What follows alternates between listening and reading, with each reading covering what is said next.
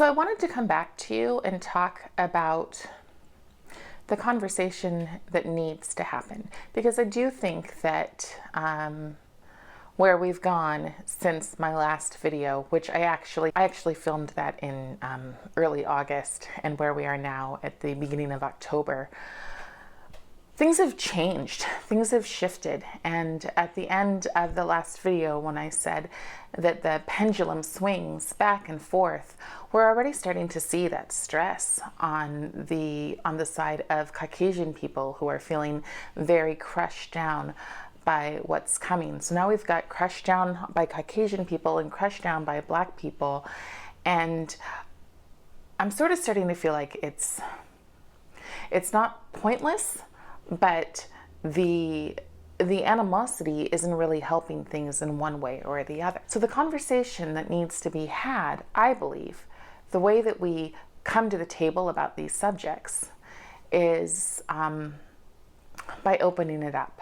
And so one of the main things that I've been doing when I'm listening to people and trying to hear both sides of the conversation, because again, as a person who is mixed race, I do listen to both sides, maybe a little bit more, but definitely I listen to them. I get to come to the table without guilt, which I don't think a lot of people get to. I think that there's a lot of, you have to be guilty, and a lot of people saying, I'm not guilty, and then a lot of people saying, oh, I'm so guilty.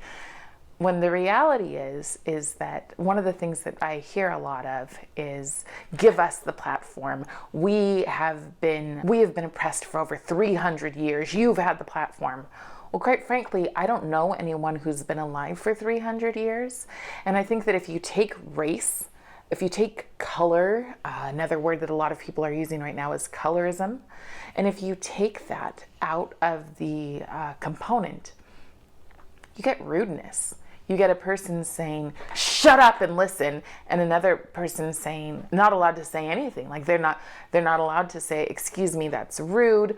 I'm seeing tons of things saying, if a person of color talks to you this way, it is your job as an anti-racist to sit down and listen, to see how you can fix the problem. But see, the issue that I have, and there's multiple, but the issue that I have with this always being someone else's fault is that there's no personal responsibility. And that's an issue that I've had from the very beginning of all of this race talk that's going on right now, is that in every conversation, in everything, every time somebody wins, somebody succeeds at life, it's because they look at themselves and they think, what part did I play in this? And I think that both sides need to have that conversation.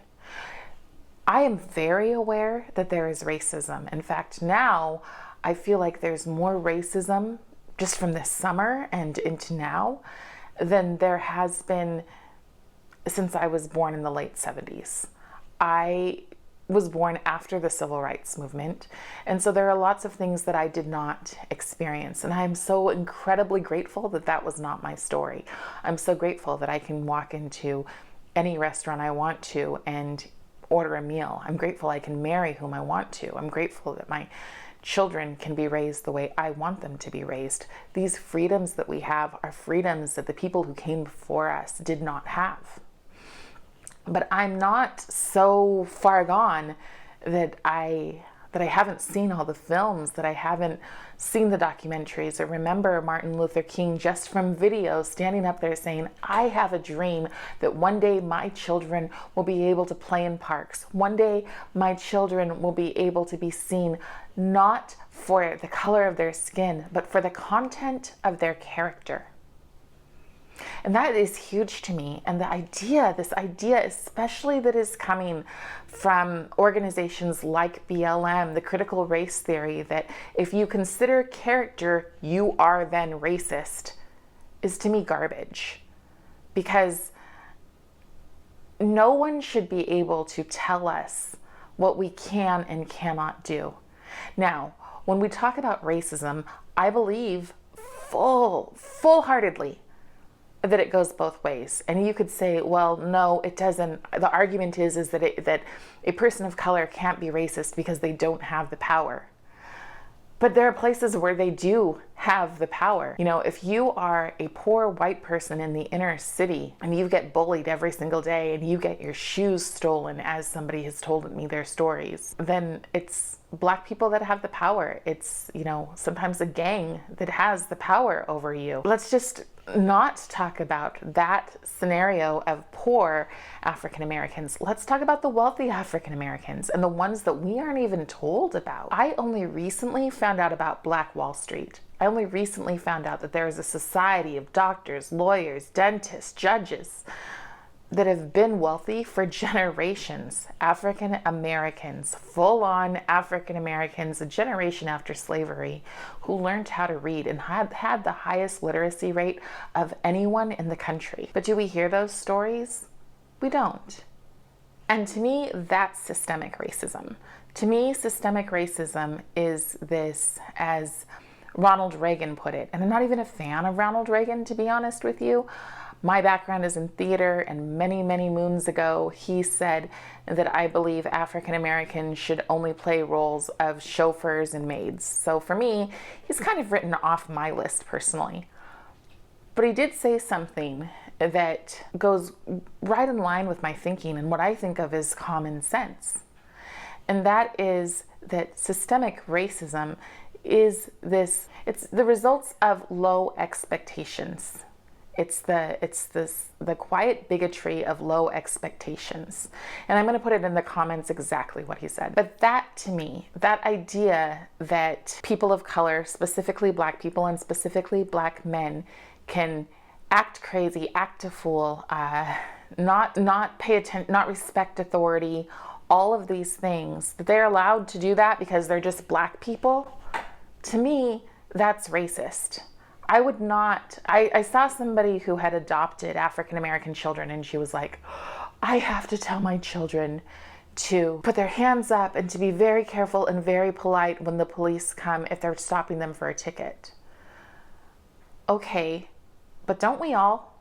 I mean, when we're raising our kids, if we're raising our kids, I have no other word for it than correctly, then don't we all have to take our kids and say, you respect authority. You respect your teachers because they're your teachers. You don't have to agree with them, but you respect authority. And am I defending all police? No, I'm not. Let me be very clear. There are police out there who are a-holes. I've dealt with them. I've dealt with them as a foster parent. When I was a foster parent, I had a child who threatened my family in a pretty harsh way. She took a butcher's knife to and I called the police and I called the social workers, and it took the police over an hour and a half to get to my house. And then because she was young, the police thought it was a joke. And when they came into my house and they saw the damage that was done and they saw my son's door and they dealt with the child, they apologized to me for that behavior. But it was still demeaning and unnecessary, and it just didn't really put them in a heroic light. So I understand that there are police out there who are not the best. A fair thing about that, though, is that when I asked other police officers if that was the right way for them to behave, some police did they did send me private messages saying, actually, no, that is not our job. They should not have behaved that way. You know, we do tend to stick together, but it's really hard to see police who are not doing the things that they should. And I believe that circumstance happens more often than not. I am friends with several people who have children, my son's age, who are police officers. And race is really not the biggest concern on their minds. So yeah, we have issues with redlining. We have issues with low expectations, you know, but at the same time, we have government programs that are trying to normalize those low expectations. Instead of telling African American children, you can do better, you can strive, you can get these grades, you can reach literacy high marks, all of these things. Instead, we're saying, well, let's lower the bar for them.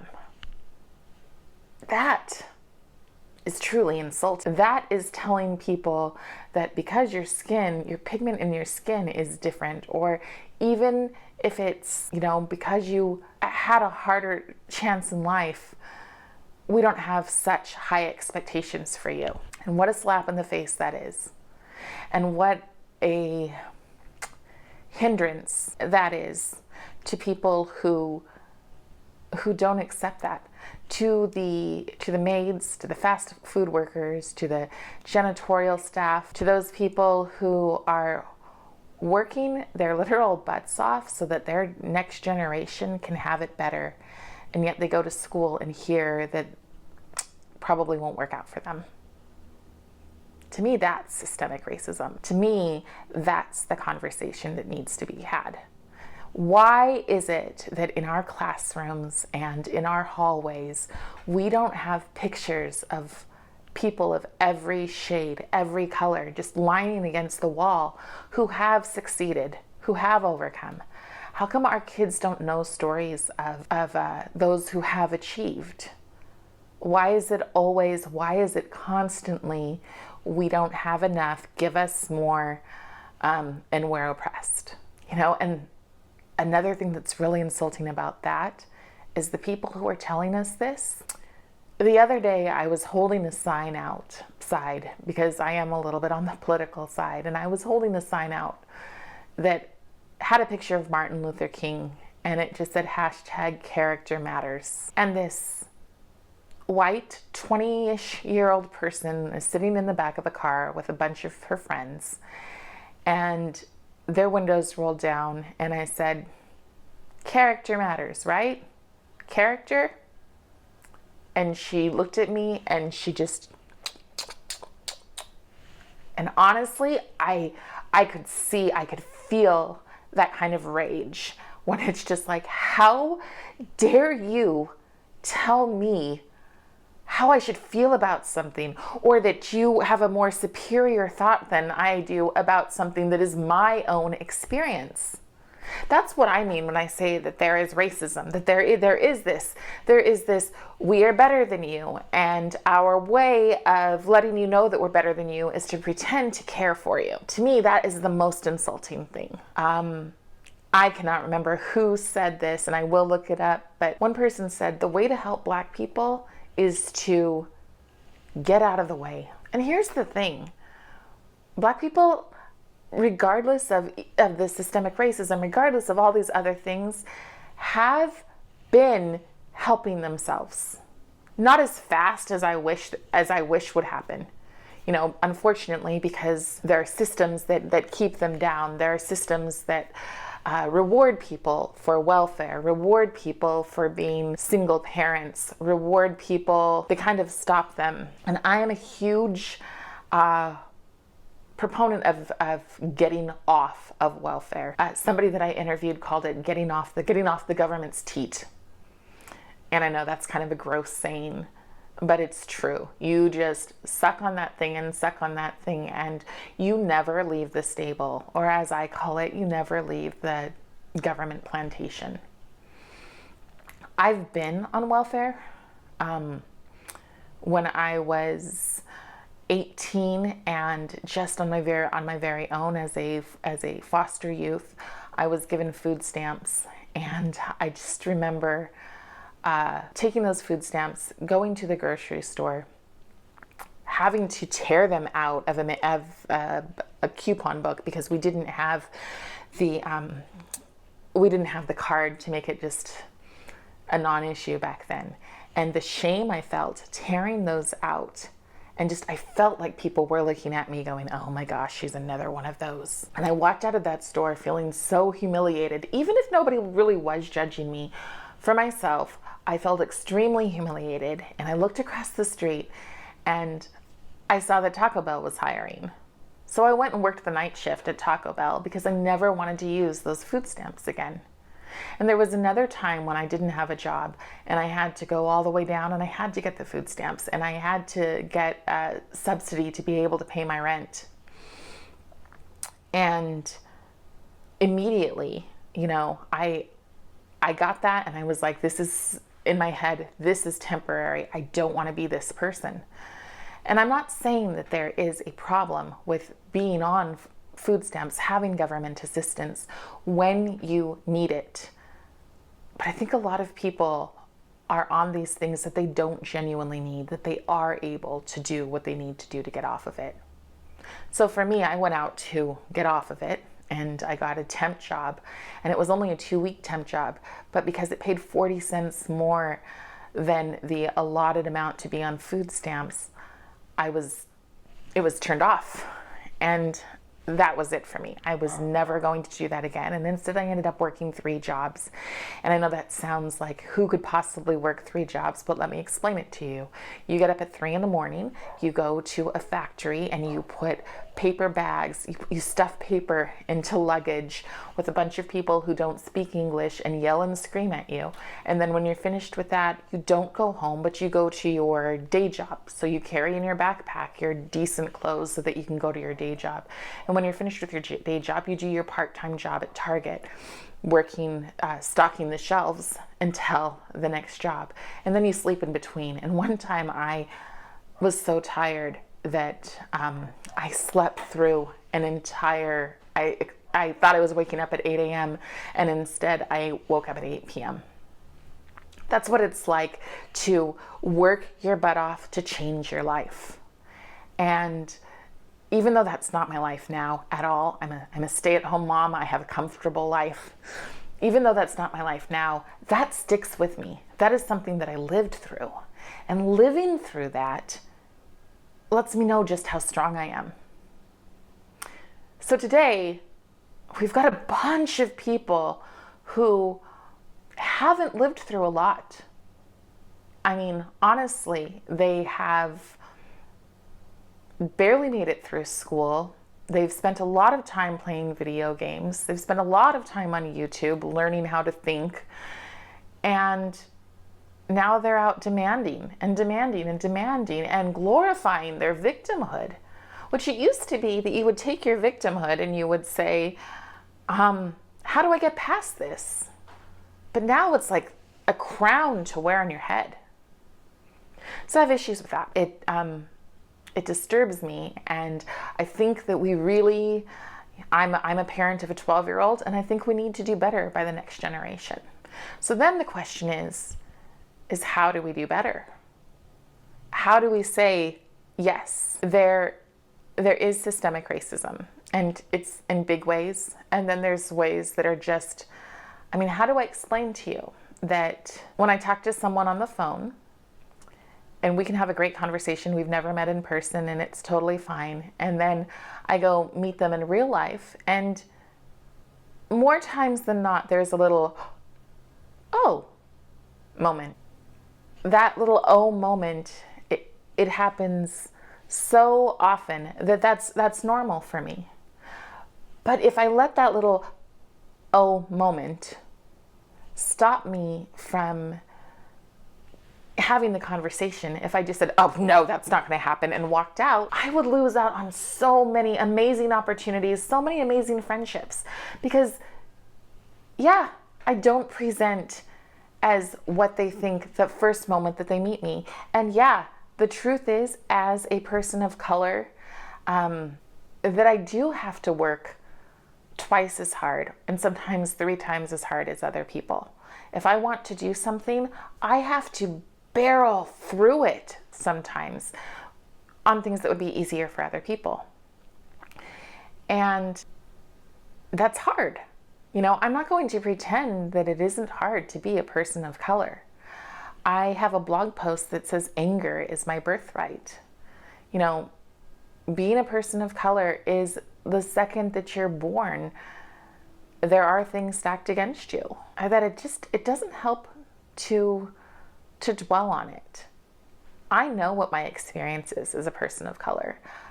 There's no way I can be eloquent about that. There's no way that I can, I can't make you walk in those shoes as much as people think that you can. But at the same time, you can't walk in my shoes either. So for you to say, I've got the way to fix this, and that way is we all need to give up our power to you. Well, guess what? I don't feel powerless. I do not feel powerless. I feel like Kanye West song, that don't kill you just makes you stronger. That's how I feel about life. And that makes me a reverse white supremacist, apparently. I don't agree with that. I don't think that one side is superior to the other. I think of the color of our skin the way I think of the color of eyes, the way I think of, the shoes you wear. It's just a part of who you are. I don't believe that in itself defines us. Now, if we really wanted to have an issue on, a conversation on things, then maybe the conversation should be on classism. Because a wealthy, very wealthy African Americans' experiences are much different, and money can change things. I don't believe that the teachers that my son has had have looked at the Asian children, and I'm not talking about Chinese stereotypically super bright children. I'm just meaning brown skin, because my son isn't a good example of brown skin because he looks like a leprechaun. But I don't think that they look at those kids and think, I need to be softer on their grades. I don't think that happens. But I do see people that say things like, oh, well, we need to be softer on their grades because they don't, our language is not their first language. And I can see how that's a conversation to have. But just because our language isn't their first language doesn't mean in their home that their parents aren't sitting there making sure that, the kid isn't reading the dictionary every night, and this child is extremely bright, but yet you're softening them because, English isn't their first language. Those are the conversations about race and about equity that we should be having. We should not be having conversations that push one people down to lift another people up. We should not be having conversations about how I'm offended that you don't acknowledge my identity. I don't feel the need to acknowledge identity, and I know that pisses people off. But to me, it's just another part of you. It's not all of you. Me being brown is just another part of me. It is by far not all of me. The experiences that I have on a daily basis, for me as a brown person, probably aren't too much different than the experiences that somebody has who is obese, or someone has who, whatever their experiences are. I had this beauty pageant person who was very, very dark brown say to me, well, do you feel that you are more favored because you are light-skinned? And I looked to her. I said, in some circles, yes. In some circles, people feel more comfortable with me. I make a very good token. All of these things because I have this skin tone, but I don't fit their types. I defy stereotypes in pretty much everything that I do. But in some circles, yes, I'm favored because I have lighter skin. Possibly. And in some circles, I have been into downtown Seattle, into certain neighborhoods where I'm not treated very well because I have lighter skin. But here's the thing. Lighter skin, darker skin, she's a beauty pageant winner. I mean, she literally wears the crown, does the wave, beauty pageant. Okay, history tells us that beautiful people are privileged. Beautiful people have things, they have the red carpet sort of rolled out for them. So it's just another kind of privilege. If we really go down and make a list of every single kind of privilege that every single person has, I don't know that it's worse to be brown. It's just, that's the first thing that you see. There's all these different things that can make you go, oh. But then the racists, I think, are the people who can't just go, oh, and acknowledge that they had an oh moment and move on and treat the person as a decent human being. The racists are the people who dig in and just have to let that, make it fester and pick and pick and pick and pick and pick and find racism. I just read this thing in the critical race theory that said our ideal our ideal employee looks for racism and finds it everywhere. I just think that's a really miserable way to live your life. To just constantly look for the absolute worst in every situation. So I think about our country and our country's history, and I am so grateful that I was born in this. It seems like a window. I didn't think it was a window before. I thought we were just moving forward. We're just progressing. We're just keep on focusing. But it seems like I was born into this little window of treat people decently. Yes, we see color, but that doesn't matter. I was born into the Fred Rogers generation of everyone is your neighbor, love everyone, differences, red and yellow, black and white.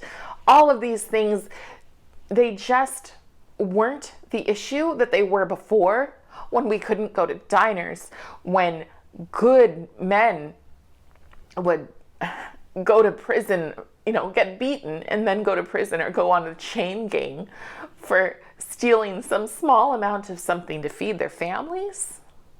Like that stuff is the stuff that I'm saying, what in the hell are we complaining about?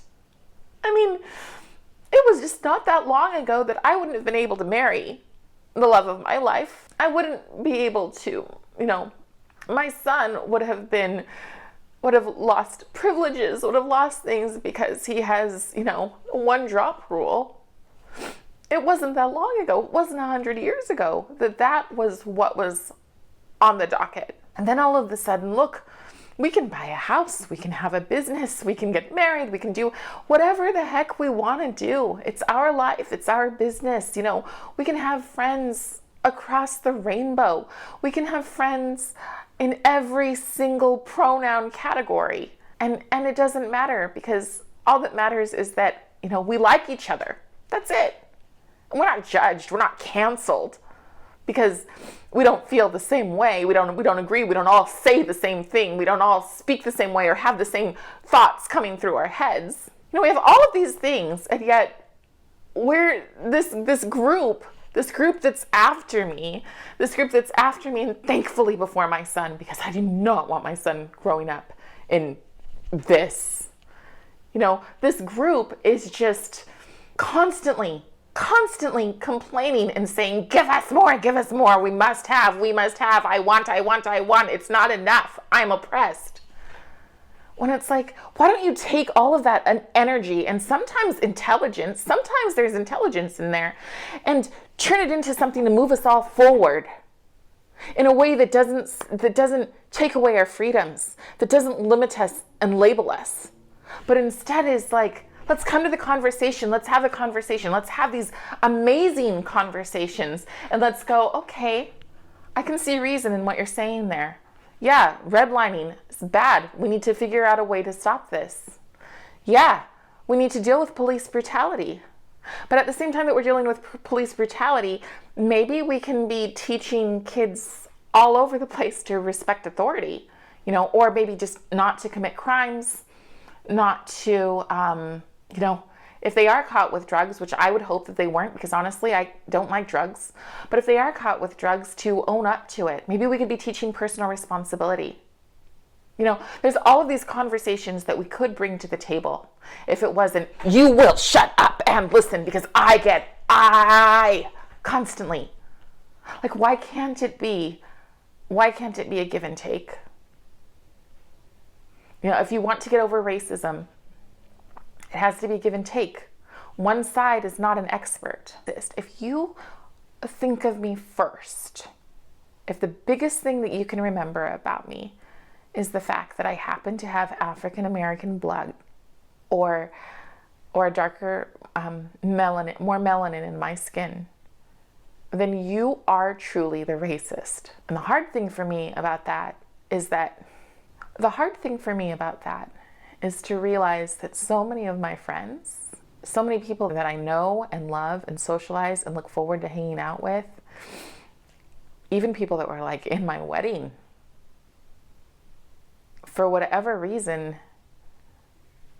they're believing this narrative that all people are racist. And I feel like it doesn't matter that I'm a happy, fun, engaging, thoughtful, creative, nurturing person. You know, I feel like these people that I have loved and that have been basically parts of my family have reduced me to the color of my skin. And I am angry about that. And I have fear about that, because this going backwards thing is just, it's scary. Someone's going to end up being superior to someone else. And as Robin DiAngelo, who wrote White Fragility, said, she's got no answers for people of mixed race. You know, I think she's got no answers for anyone. I think that she is a racist who wrote a book and in this very woke moment is exploiting people who want to be good people. And in the end, I think we might end up in war. But I know one thing, in the end, I'm going to end up with a lot less friends than I ever thought I had. Because I cannot pretend that it's not crushing to have people denigate me down to just the color of my skin.